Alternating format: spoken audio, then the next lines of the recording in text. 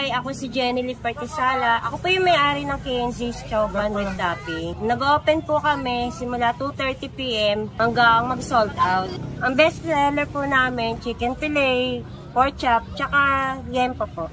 At ito na nga yung pinagmamalaking 20 pesos chow pan na may toppings dito sa Tayuman. So sa halagang 20 pesos yung chow pan, nagpadagdag tayo ng mga toppings. At nakakatuwa dito sa tindahan ito, lahat ng kanilang mga menu nagsisimula sa 45 pesos hanggang sa 75 pesos. So subukan natin ito yung kanilang pinagmamalaking chicken fillet.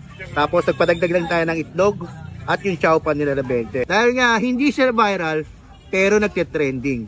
Kaya natin ito. Ayos yung chicken fillet nila, saktong-sakto para sa presyo nila. Subukan naman natin itong kanilang chow pan.